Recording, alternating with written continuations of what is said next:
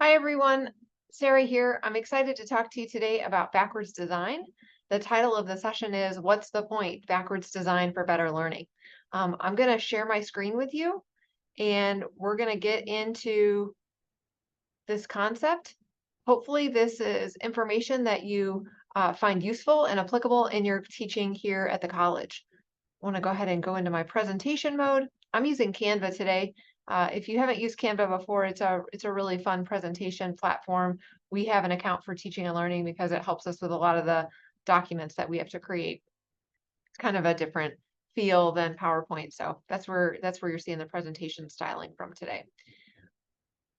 Today's agenda is to start with a quick introduction and then get into an explanation of backwards design. I'm then going to give an example of backwards design, and then I'm going to invite you to practice and reflect on your own.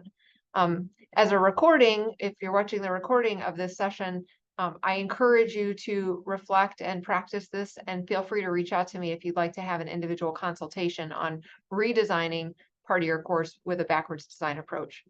We'll go ahead and get started. So today's learning outcome for the session is to be able to apply the concept of backward design to your planning of class sessions, course units, and programs of study. So I think the first thing that I want to make clear is that while this is intended for individual instructors to think about, even at the individual class session level, you can really take this backwards design philosophy and use it across your teaching.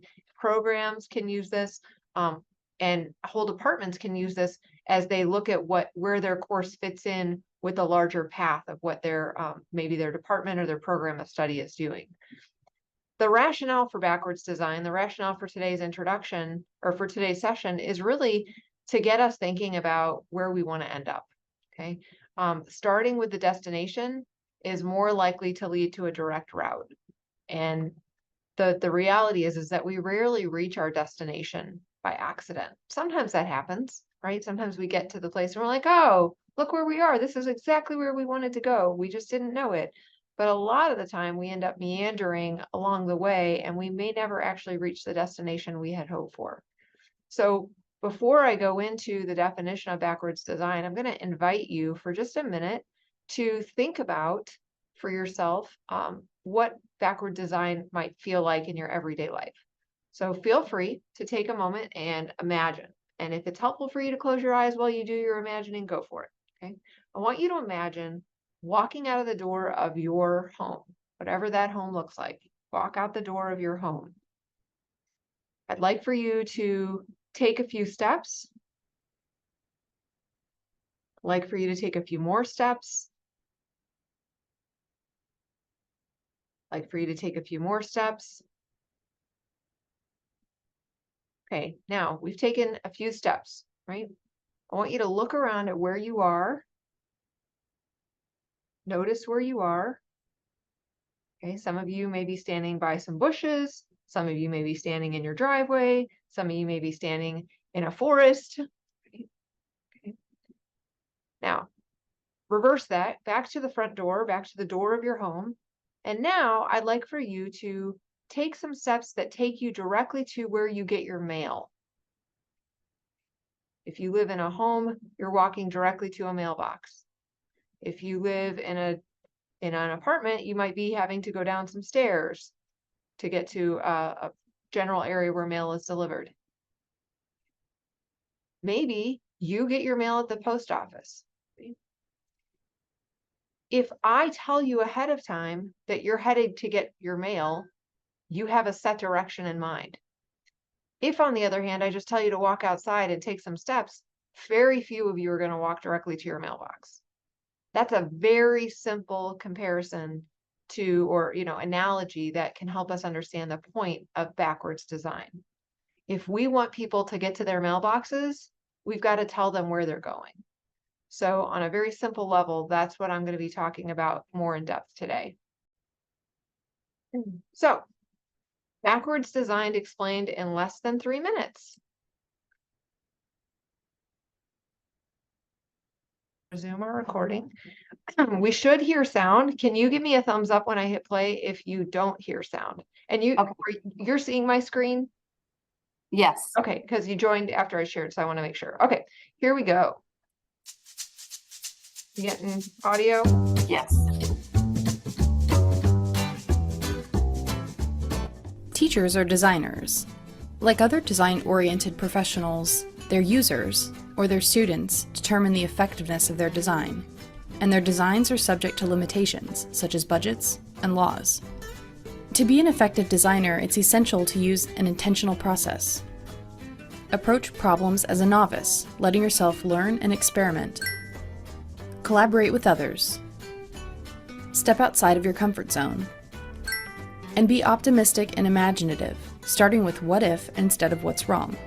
Backward design is an approach that effective designers of instruction often use. So what is backward design? Let's consider a quick scenario. You've decided to go on a trip. What's your first decision?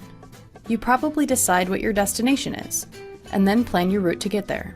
Whether it's by plane, train, or car, you know how you will get from point A to point B. Backward design works similarly. Instructors first determine what the learning goal is, and then they figure out how to get there. In other words, the desired result or learning goal determines what content the instructor chooses. The opposite of backwards design is forward design. Forward design means that the content determines the learning goal, not the other way around. Forward design is the equivalent of deciding to go on a trip but not planning the destination. How do you know when you've arrived? A forward designer buys a new tool and asks, "What can I do with this?" While a backward designer determines the task at hand before selecting the appropriate tool. Here are the 3 steps in backward design. In the first step of the backward design process, we ask what knowledge and abilities will the successful student have. We do our best to envision a competent student exiting the course and articulate what that student knows and is able to do. In the second step of backward design, we ask, how will students prove what they know and can do? We look closely at the knowledge and skills the competent student will need, and we design authentic and robust assessments that will truly show us whether the student has gained competency. During the third step of backward design, we ask, what materials and methods will best support student learning? Only after we've written down our goals and determined how to assess students do we do things like pick a textbook and create assignments. There's a lot more to backward design, but this overview should get you started. Happy birthday. Thank you. Did you have a good time yesterday? Yes, it was fun. Good. Pretty straightforward. Yeah, definitely. I like this graphic as well because it does give us those 3 steps really clearly. We start with our outcomes. We figure out what kind of evidence is going to help us know that we've reached those outcomes. And then we make our plans around what kind of learning experiences we want students to have so that they can perform on those assessments. So before we get into an application, you mentioned, Amy, that you're familiar with backward design already. I'm curious to know what motivated you to want to be on this session today. Like what's your goal with your attendance? Because I know that the faculty here need a better understanding of curriculum design. And we also have some challenges coming probably in the next 18 to 24 months with us here. As we start the practical nursing program, Right. It will offer us an opportunity to create a new option for students who want to then bridge from that practical nurse to the associate degree nurse. So it'll mean creating a whole new curriculum for that bridge. Yeah. Yeah. And, because health careers in general are very outcome oriented, I think you're at an advantage, but at the same time, there's that gap that you're talking about that I think using a backward design approach really makes a lot of sense. And you've got, you know what your competencies need to be for your students coming in to start that bridge. Mhm. And so hopefully that's a good starting point for the conversation. Yeah.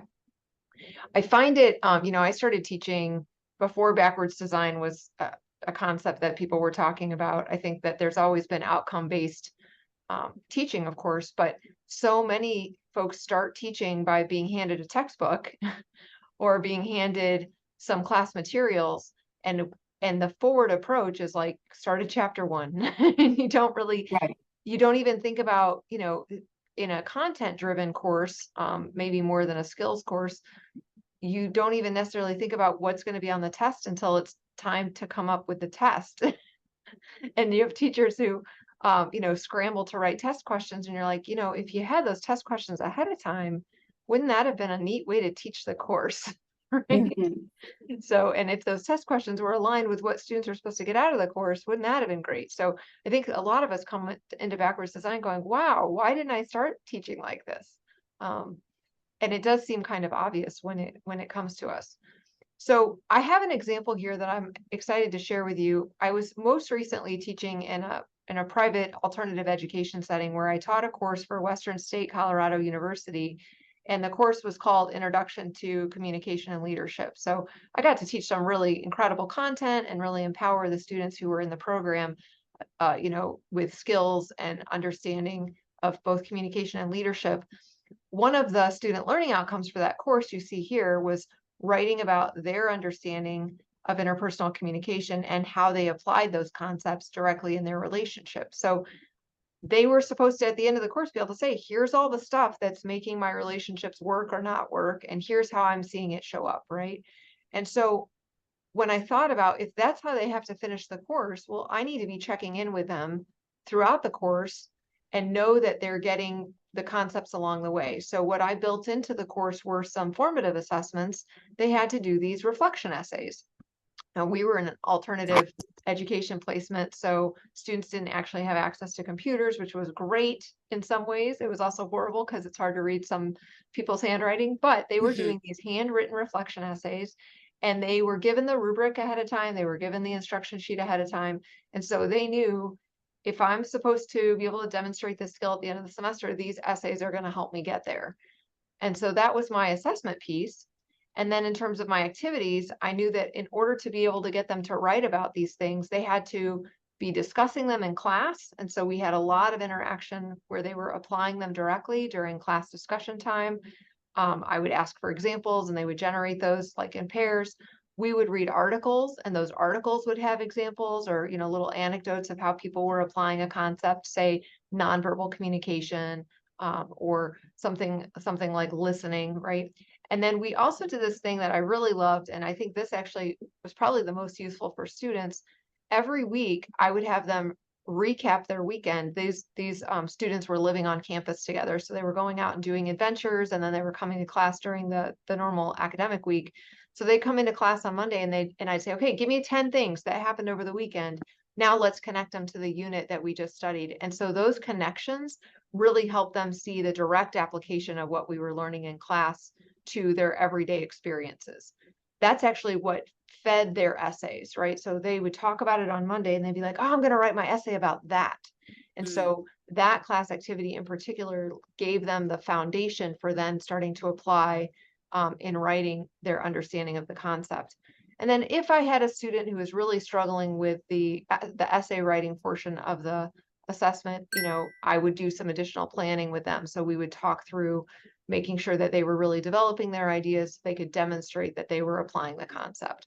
So those activities, I may have come up with those activities on my own and just said, oh, these will be fun things to do. But the reality is that all 4 of those activities led directly to them being able to do the assessments.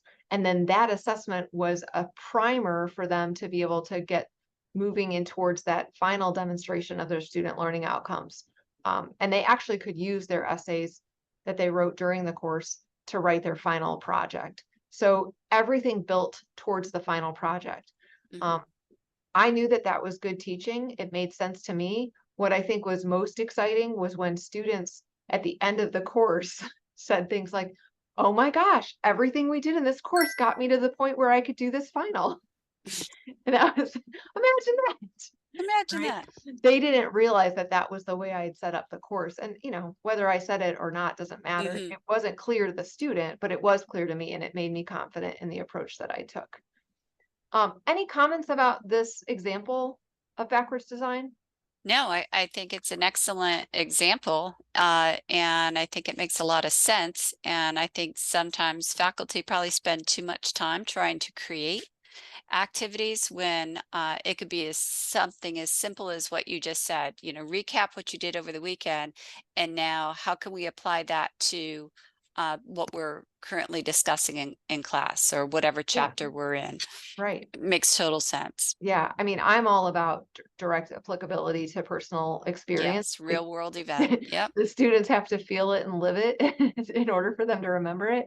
And that was a little easier in this course because it was about, again, leadership and communication. I don't know if that exact kind of activity would work in every course. I mean, I'm thinking of in a nursing course, I do imagine that they could come up with a list of things that occurred on their clinical rotation that week, right? Like, here are some things that happened on clinical. Here's how I'm seeing it relate, right? Right. Or even if it was simply that they went to a family event or something over the weekend. And we're talking about, let's say, the concept of perfusion, and it's okay. So now were people up and moving around, or was it a sedentary event? And then there's multiple ways that you could tie that together. I love it. Yeah, yeah. Well, what I want to do next is move us into an application opportunity for you. So I'm actually going to switch my share, and we're going to look at, let's see, we're going to look at a Google Doc that I've pulled together that's a really easy, I mean, sometimes the easiest things are the best, right? I have a backwards design like practice sheet basically. And so this practice sheet is just something that we can fill in. I'm going to share the link in the chat. And then I'll also probably just pull it up for us to look at together. But you're welcome to pull it up on your own. There we go. Okay, here it comes in your chat. And you've got editing rights for this.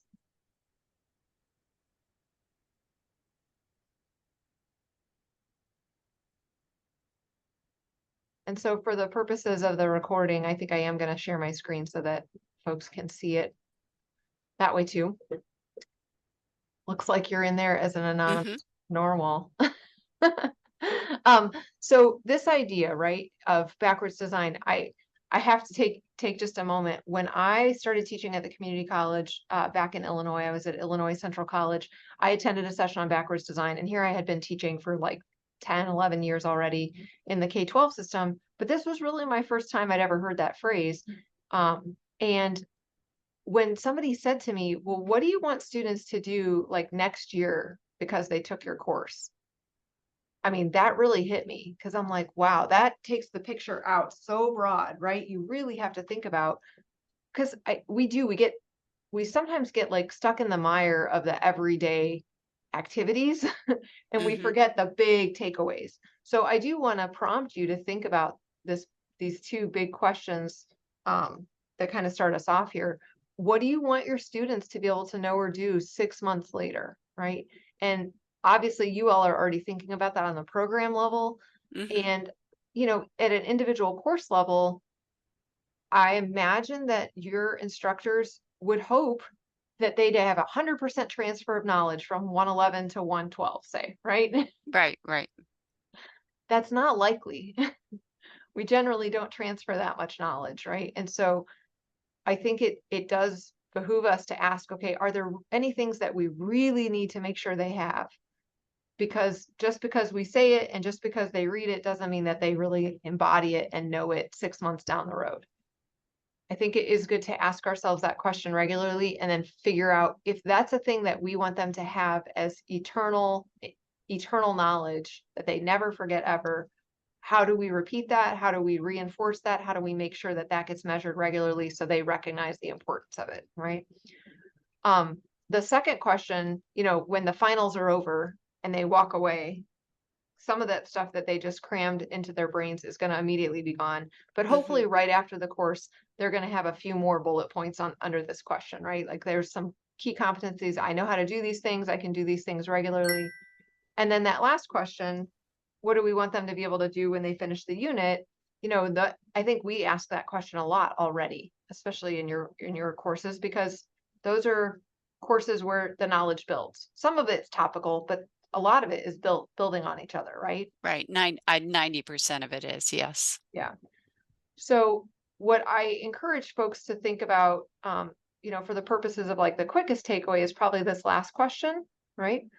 So if we were gonna just take this last question and maybe just pick one unit in one course under nursing, that's where we would move into the planning sheet underneath, right?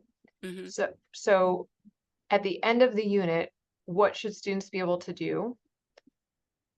And that would go here where it says unit. And then what's the assessment going to look like to ensure that they can do that thing or know that stuff, right? And then what are the activities that we're going to put into place to help them be able to perform on the assessment? I want to give you an opportunity to talk through this. And if it's helpful for you to type, great. If it's helpful for you to talk, that's fine too. And I might type just again as an example. Are you want to play along? Should we try this? Sure, Okay. let's play along.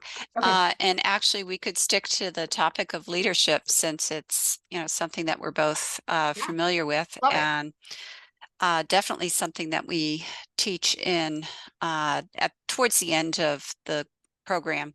Okay. If there's a specific course that is helpful for us to tie this to, that's fine. But we can even just have like a leadership unit, right? So at Yes, the end of this yes. unit, Mhm. what's something that you want students to be able to do? Let's just have one outcome here. This is a unit Uh, on leadership. Something that we'd want the student to do. So we would want the student to identify as a leader in the healthcare environment Okay. by demonstrating specific behaviors common to the nursing role. Okay. So we don't have specific behaviors in this outcome statement. Is it appropriate for us to go a little bit deeper and maybe add that as examples after this sentence? Right, yes. Okay. So examples include what? What are some behaviors? Um, Accountability, Okay. delegation,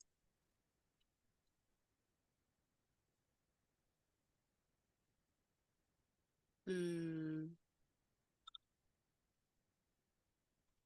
organizational skills.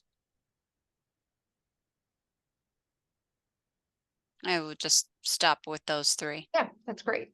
Okay. And if I was going to be really picky, I would even say, like, what does accountability look like? Does it look like them doing report at the end of a shift? Or Yes. Yeah.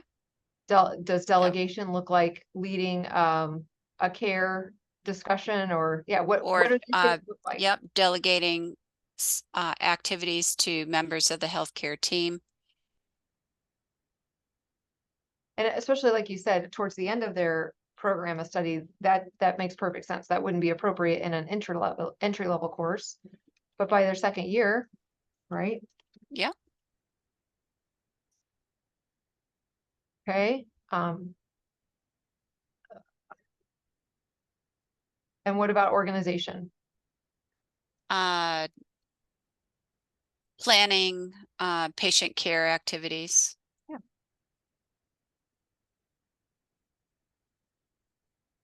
So now, I mean, you can see why I was leading you down that path. How are we going to measure that? Okay, so by giving report, we actually have a specific format that we want them to follow. So the accountability assessment is the report protocol or the report Yeah. assessment. Okay. Yep. And does that look like a list of tasks or like bullet points? What does it look like? It's called SBAR, so SBAR, Okay. which identifies situation, background, assessment, and recommendation. Okay.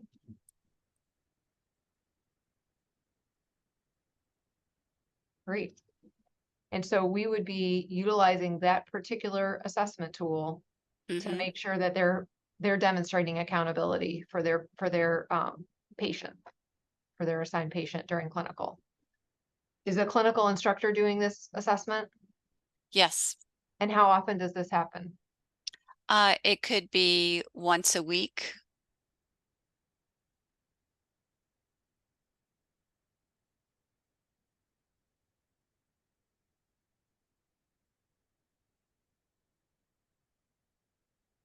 I don't know if this is what's already happening, but if I'm a student and I get told, here's the assessment that we're gonna use to make sure that you're demonstrating accountability as a professional healthcare provider in the nursing profession, this is gonna happen once a week.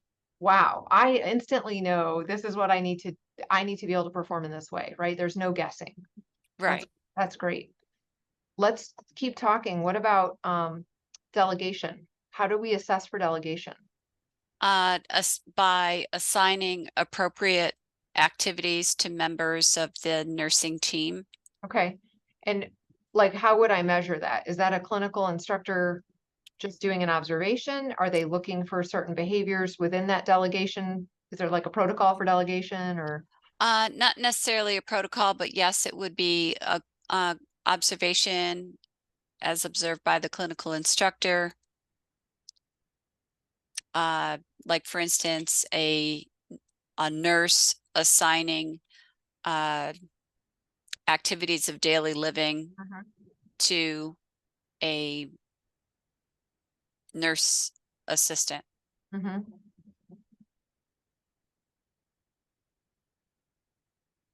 Do you Yep. all also observe delegation during sim? Yes. Okay.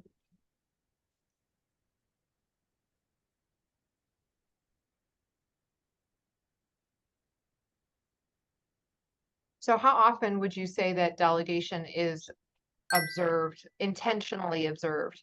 Is that a daily, like every time they're on clinical, they're looking for that in that second year? Or is it something that like, I'm going to be observing you today for how you delegate? Like, do they get told? So again, it could actually be another weekly situation. So they're in simulation every week. They're in clinical every week. So we could say that if this is the particular unit on leadership, then your behavior is going to be Mhm. observed for these activities this week. Yeah. All right. And then for organization, that's that plan of care that you talked about. Right. So as soon as they're done with their shift, Mhm. they should have a list of all the nursing care activities that were provided. So that's done for each patient they're assigned to. Yes. Do they typically in second year, do they get multiple patients or do they just assign one? No, multiple. So it could be anywhere from 2 to 4 patients. How do again, I would assume this is the clinical instructors who are Yes. reviewing those. Hmm. Um, and so they're being reviewed by clinical instructors. Do they use any kind of a rubric or checklist to look at those plans of care? Uh, the plans of care are usually just satisfactory or unsatisfactory. Okay, However, the actual clinical evaluation at the end of the semester has a rubric attached to it. okay. And that's part of that. The organization piece is part of that larger rubric for clinical. Yes. Okay, So like for instance, in the rubric, it has attitudes and behaviors and it has a 0 to 3 scale. So unsatisfactory, needs improvement, objective met, or exceeds expectations. yeah, And then there's a description for each one of those. gotcha.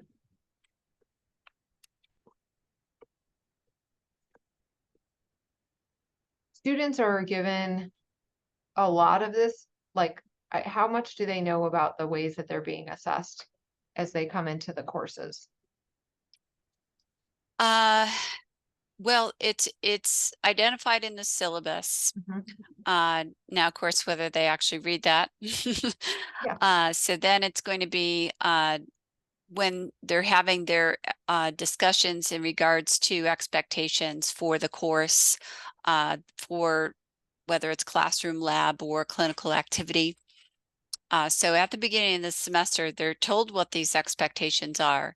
And then once they get into the swing of things, maybe into week 1, week 2, week 3, now they're starting to see, oh, okay, this is how I'm being evaluated.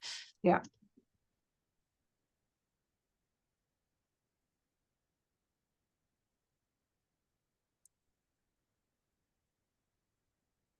Great. That's just a note. Okay, so now the big question is, and I might, just for the purposes of getting it so we can see everything, I'm wondering, when it comes to activities for this unit, what are your instructors doing to ensure that the students feel confident in their demonstration of accountability, delegation, and organization? Like, what activities build that skill set? And this is not really a fair question because I know that those skills are being built all along the way. And I'm hoping that there's some special attention at this level of the program where there's additional reinforcement of this. Right. So probably the easiest thing would be simulation where they're doing role play type activities. Yeah. That makes sense.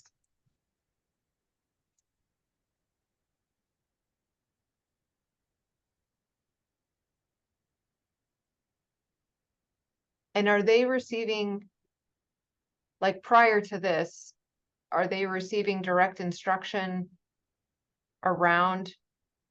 I mean, Yeah. So let's say a simulation is planned.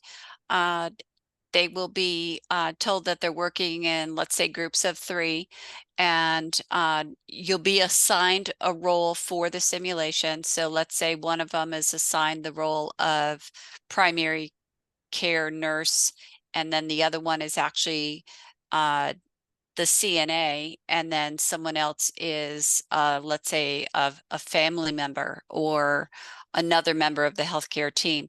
They'll be assigned a role for that specific event so that they can practice delegating to one another. Another situation could be where they're assigned a role of oncoming shift and outgoing shift. Yeah. And now they have to give report to one another. Yeah. And they're writing up their plans of care Yes. for all the sims.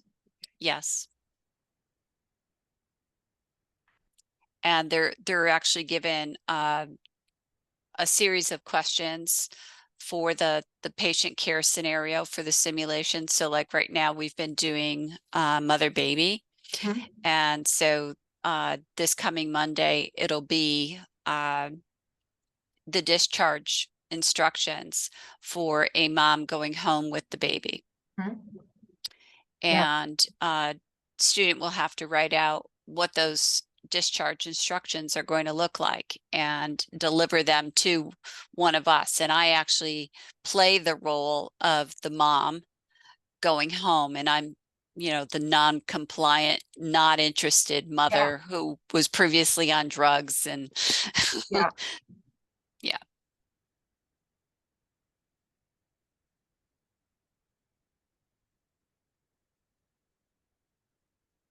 And so they get direct feedback. And the nice thing about our simulation is that we have sim capture.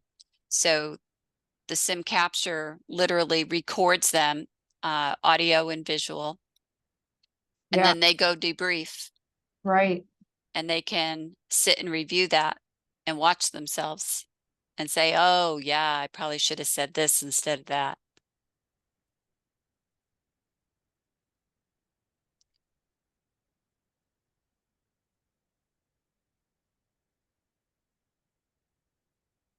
Yeah, that's great. So simulation is a super powerful tool here. What, when you think about this particular outcome, is there anything else that you think is helping build that skill set? Just their basic communication skills. So obviously some of them are more comfortable talking in front of others, Mm-hmm. and there's going to be those that don't want to see themselves as the leader, and you really have to draw that out of them. Mm-hmm. So it helps if Interactions they in have class. prior experience to rely on. Yeah. Sometimes I'll ask them, have you ever played a sport? What do you do for work outside of the going to school here? You know, especially if they have a job that's not in healthcare, so that they can draw on that personal life experience. Yeah. I think we should also include here, again, this is just built into the program, but their regular clinical experiences week to week are building those skills along the way, right? So them Yes, knowing making them more comfortable. I'm going to be assessed for this. I can't imagine any of your clinical instructors are assessing them week 2 of clinical, right? Like they're giving them feedback, but there maybe it's formative assessment, not summative, right? Correct. Yes. Yes. They're giving them feedback, and then they're, you know, looking for patterns and hoping to see uh, improvement if some deficit has been identified.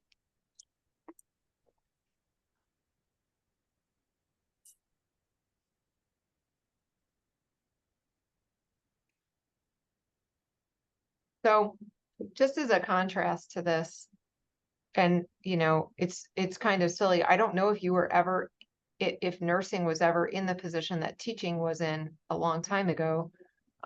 There were teachers that taught with me who didn't ever teach until their last semester of college, right? Student teaching came Hmm. at the end. So they had done all their 3.5 years of college preparation for becoming a teacher, but they never got into a classroom with students until their last semester.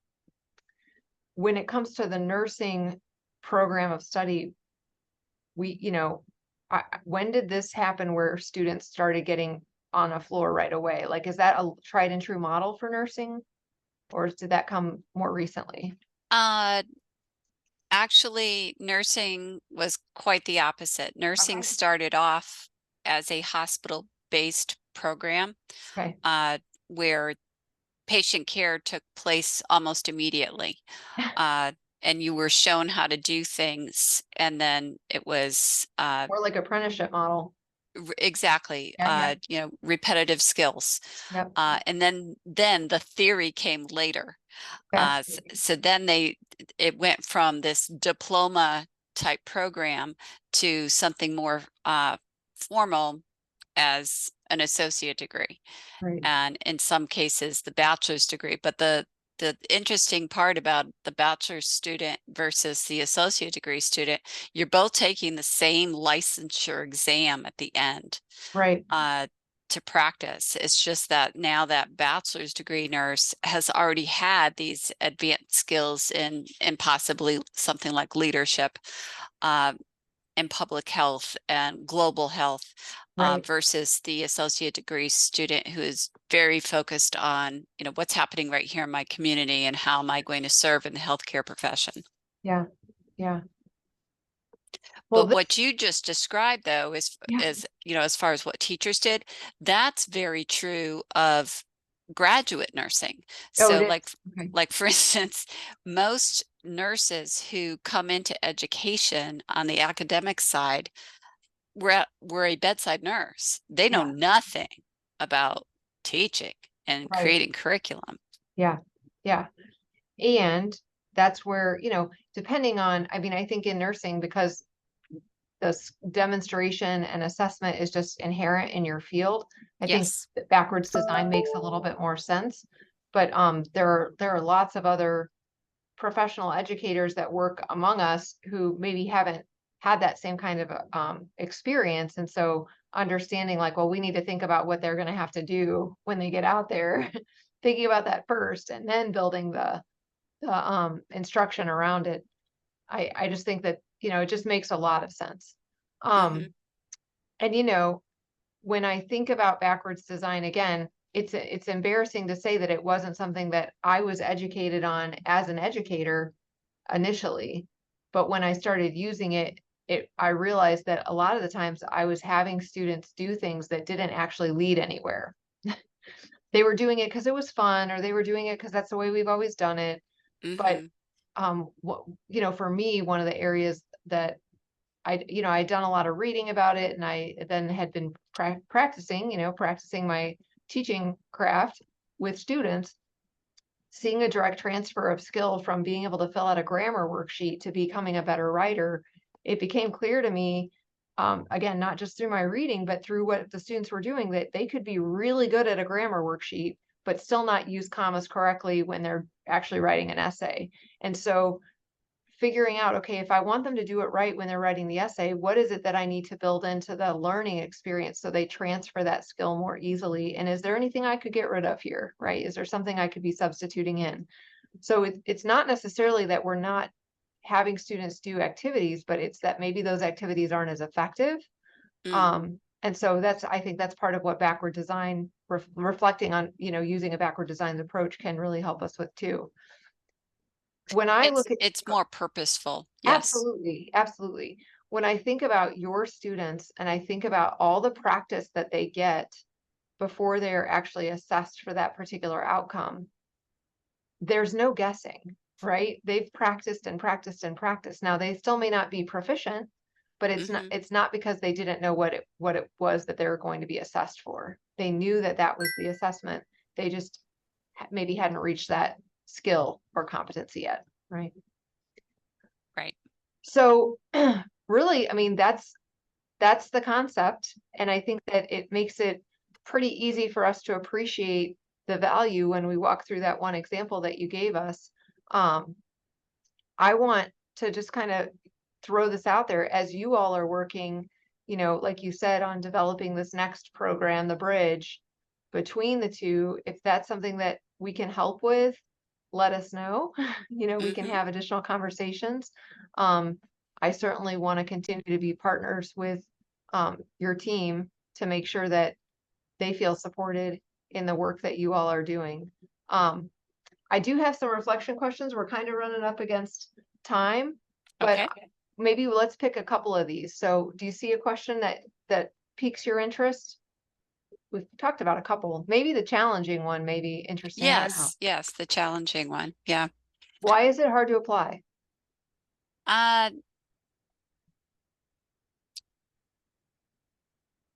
think looking back at this activity that we did, I think that activity, just doing that, narrative there makes it less of a challenge. So if we had just been talking about it and said to faculty, okay, here's what I want you to do. I want you to come up with an assessment. I want you to come up with an activity and go from there. Create your outcome. Sometimes they get hung up on words and how to say something perfectly. Right. And it doesn't need to be that difficult. So they can start with something very basic, build on it if they have to, and then go from there. But I think having very distinct areas makes it easier, less challenging. Yeah. So without that kind of direction, I think they get hung up on the right words to use. Yeah, that makes sense. And it really shouldn't be about the words. Like, I'm all about just saying, like, what do they need to be able to do? How do we know when they got there? What do we got to do to get them ready? Right? Like, it really can be those three questions. And as long as we're always thinking about that first one, what are they going to have to do? We can be real about whether we're over, like, I think sometimes, and this is something I've discussed with some nursing faculty, sometimes we're over teaching. There's too much content. Oh yeah. And that's not to say, like, I think we sometimes hear that question. Teachers scoff at this question. Is this going to be on the test? Right? We scoff at that. We hear it as laziness. It's actually a really important question.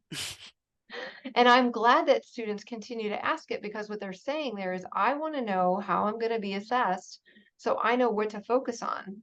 Because right now I don't know what's important and what's not important because it's all new. Right. Yeah. And there's so much of it. Right. Yes. I mean, this is probably a dated example with the way that in brick and mortar stores are going, but if you told somebody to walk into a Barnes and Noble and look around, and then you ask them to give you an inventory of the travel section, they'd be like, well, I didn't know that's where I was supposed to look. Exactly. Exactly. But if you That's tell a them really to good example. go into the travel section and do a study of all the books focused on Eastern Europe, now they're going to have a place to look, right? So I want to invite faculty to not be so judgmental of students who ask if it's going to be on the test, because if we're covering stuff that's not going to be assessed, why are we covering it? And then maybe there's good reason, maybe there really is, but if we have to be selective about how much stuff we continue to force into our brains. Make sure we're focusing on the stuff we're going to assess. Yeah.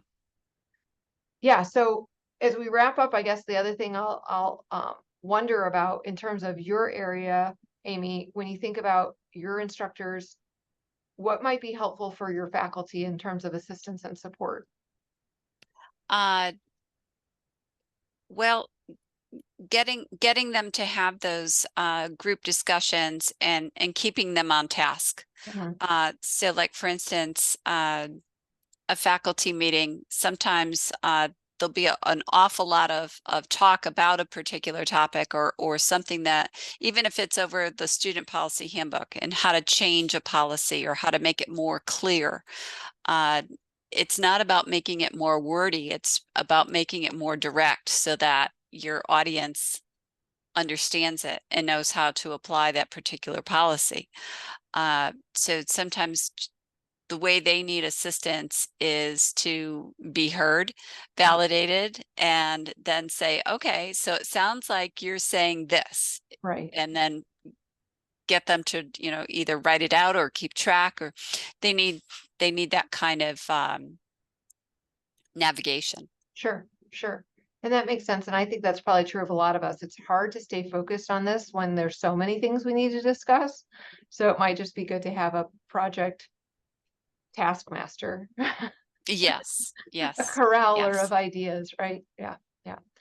Well, I want to thank you again for being in the session, and I hope that you found it useful and generative for your own department's work. Be in touch with us if there's anything we can do as you get moving in that direction with the bridge. Most definitely. I mean, I could sit and talk to you all day, Sarah, so I Well, appreciate it. yeah, Thank this you. was great. Thanks so much. I hope you have a good afternoon, Amy. You too. All right. Bye-bye.